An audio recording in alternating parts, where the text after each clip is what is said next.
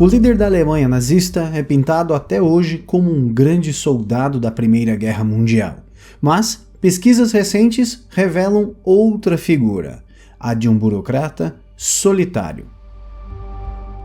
A propaganda nazista sempre vendeu Adolf Hitler como um sujeito de atitudes irrepreensíveis durante a Primeira Guerra Mundial.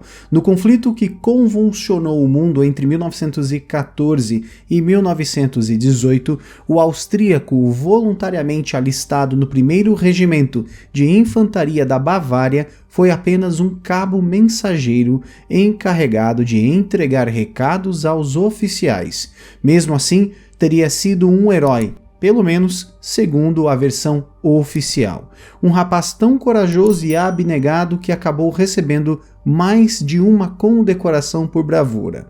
Mas essa ideia vem sendo amplamente desmontada com a ajuda de documentos que só recentemente começaram a vir a público. A imagem de um combatente heróico na Primeira Guerra Mundial nunca passou de uma invenção da máquina de propaganda nazista. O cabo Hitler, da vida real, foi pouco mais que um mensageiro de retaguarda durante o conflito, algo como um ajudante de ordens, ou como os britânicos chamam esta posição de o garoto do chá. Este retrato nada favorável daquele que se tornaria o líder supremo do Terceiro Reich foi corroborado por recentes investigações meticulosas que analisam cada citação a atos de coragem ou altruísmo atribuídos a Hitler durante o conflito nas suas principais biografias já produzidas. Os documentos que expõem o verdadeiro Hitler por trás da propaganda são cartas, diários e relatórios militares que ficaram guardados no arquivo de guerra da Bavária por quase 100 anos. Toda essa papelada demonstra que o Hitler destemido da Primeira Guerra é, sem a menor dúvida, uma obra de ficção, puro marketing do regime nazista. A visão de um Hitler sempre exposto ao perigo, correndo entre trincheiras sob fogo cerrado para entregar mensagens aos oficiais em serviços no fronte, não resiste aos relatos contidos nestes documentos. Eles revelam, na verdade, que seu trabalho era feito longe da frente de batalha. Ele servia principalmente no centro de comando de seu regimento, ou seja, o cabo Hitler levava mensagens de um líder para outro sem sair dos limites de seu próprio batalhão.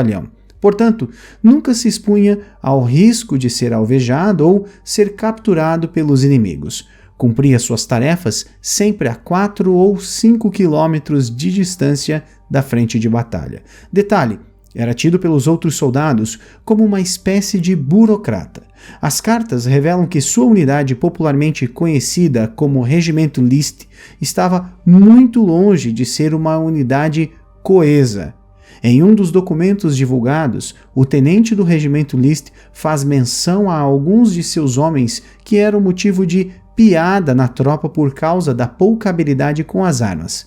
Hitler aparece entre os citados.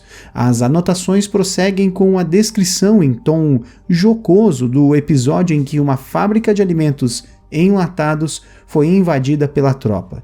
Segundo o relato, Hitler estava faminto, a exemplo de todos os outros soldados, mas continuou com fome porque simplesmente não foi capaz de abrir uma lata de presunto com sua baioneta. Em outro ponto do mesmo documento, o tenente lista algumas das características mais marcantes de cada soldado do regimento: iniciativa, popularidade, força, entre outras coisas.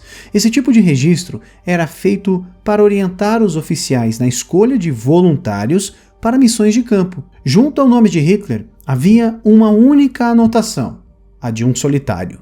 Percebe-se na correspondência de vários combatentes que o futuro Führer era um indivíduo apagado. Seus colegas frequentemente se referiam ao cabo como o pintor ou o artista. Inclusive, ele ajudava os companheiros a escrever para a família e passava a maior parte do tempo escrevendo, lendo ou pintando. Está claro que, ao dimensionar os perigos da função desempenhada por Hitler, muitos biógrafos jamais fizeram a devida distinção entre mensageiros que se deslocavam dentro de seu próprio regimento e aqueles que levavam mensagens para outros batalhões ou companhias. Esses últimos, sim, muitas vezes precisavam se arriscar sob fogo cruzado para cumprir suas missões. O cabo Hitler, porém, jamais enfrentava tais riscos. Isso não quer dizer que ele tenha sido um mero turista na Primeira Guerra Mundial, nem que tenha passado absolutamente incólume pela violência que o cercou durante os 4 longos anos do conflito. Em outubro de 1916, na Batalha do Somme, o cabo foi ferido na perna, e bem no finalzinho da guerra, em 1918, um ataque com armas químicas acabou por levá-lo parcialmente cego ao hospital, onde receberia a notícia de que a guerra tinha finalmente chegado ao fim. Ainda naquele ano, seria instaurada na Alemanha a República de Weimar, uma precária experiência democrática criada sob os escombros do outrora glorioso Império Germânico. Também entraria em vigor o tratado misto de armistício e rendição que impôs duras condições de sobrevivência aos alemães. Para Hitler, aquilo tudo era inaceitável e considerado uma grave traição. Foi quando ele decidiu que faria carreira política. Dali em diante, sua missão seria vingar a Alemanha contra a punhalada desferida pelos arquitetos da República, uma narrativa que ele usaria como veículo para chegar ao poder. Ao sair do hospital, ainda como integrante do exército alemão, Hitler foi enviado a Munique para investigar grupos extremistas. A cidade estava mergulhada no caos, com dezenas de grupos em conflitos e dirigentes sendo assassinados ou depostos. Foi nesse cenário tumultuado que a história do futuro ditador nazista começou a ser escrita. Nas cervejarias de Munique, ele passou a discursar em defesa do seu diagnóstico dos fatos e se descobriu um talentoso orador. Hitler escreveu em seu livro Minha Luta sobre esta experiência. Abre aspas. Tive a oportunidade de falar diante de uma grande audiência e o que eu sempre pressenti se confirmou. Eu sabia falar. Fecha aspas. O passo seguinte seria a filiação ao pequeno Partido dos Trabalhadores da Alemanha, que logo mudaria de nome para Partido dos Trabalhadores Nacional Socialistas Alemães. Rapidamente, ele chegou ao posto de porta-voz da agremiação. Em pouco mais de um ano, entre 1919 e 1920, o número de filiados ao Partido Nazista passou de poucas dezenas para mais de 2.000 indivíduos, em parte graças ao efeito persuasivo de seus discursos em praça pública. Assim, aquele cabo aparentemente insosso e inexpressivo da Primeira Guerra Mundial foi gradualmente se transformando em um líder carismático, arrebatador de corações e mentes. Para alguém tão inspirador, com a ambição de vingar o país e devolvê-los ao status de potência mundial, não era conveniente ter um passado de garoto de recados. Muito melhor seria que o povo alemão o enxergasse como herói de guerra, digno dos discursos inflamados que proferia. Portanto, coube à máquina de propaganda nazista que foi sendo montada ao redor de Hitler a tarefa de forjar esse mito.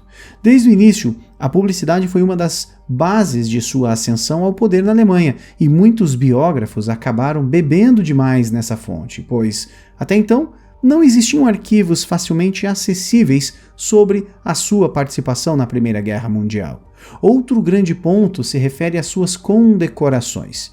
Se o cabo Adolf Hitler não foi o herói da Primeira Guerra Mundial que muita gente imaginava, como explicar as medalhas que ele recebeu por bravura? A primeira lhe foi dada em 1914, uma Cruz de Ferro de segunda classe. A segunda, em 1918, dessa vez, uma Cruz de Ferro de primeira classe. O que pouco se explora é o fato de que a medalha de segunda classe era relativamente comum. Qualquer soldado que saísse ferido de um combate e tivesse boa ficha militar estava apto a recebê-la. Já para ganhar a de primeira classe, era necessária uma recomendação, um fato raro entre os cabos naquele momento da guerra. Acontece que o cabo Hitler, no desempenho da sua função de mensageiro, acabou cultivando um bom relacionamento com vários oficiais de alta patente, o que ajuda a explicar a Cruz de Ferro de primeira classe recebida sem o registro de nenhum ato heróico. Outra visão recorrente cada vez mais questionável é a de que a Primeira Guerra Mundial foi determinante para que Hitler se transformasse no genocida que ele foi. Certamente havia soldados antissemitas em seu regimento, inclusive o futuro Führer entre eles. Nenhuma surpresa nisso, já que judeus eram perseguidos na Europa desde a Idade Média, mas nada indica que se tratasse de um antissemitismo assassino como se veria mais tarde no auge do regime nazista. Entre os papéis do arquivo de guerra da Bavária, há listas de vários veteranos de guerra judeus. Em nenhum documento há registros de qualquer indício de que eles fossem incomodados ou tratados de forma diferente ou até mesmo perseguidos. Um detalhe curioso e até irônico nessa história toda foi de que, em um dos documentos disponíveis, várias assinaturas endossam a recomendação da Cruz de Ferro ao cabo Hitler. Entre elas, a de um oficial judeu, Hugo Gutmann, seu superior imediato. Mais tarde, esse episódio acabaria salvando a sua vida. Em 1937, Gutmann foi preso pela Gestapo em decorrência da perseguição aos judeus na Alemanha nazista, mas, por conta deste passado, não foi parar num campo de concentração. Ele e sua família foram mandados para um presídio na Áustria e poupados até o final da guerra.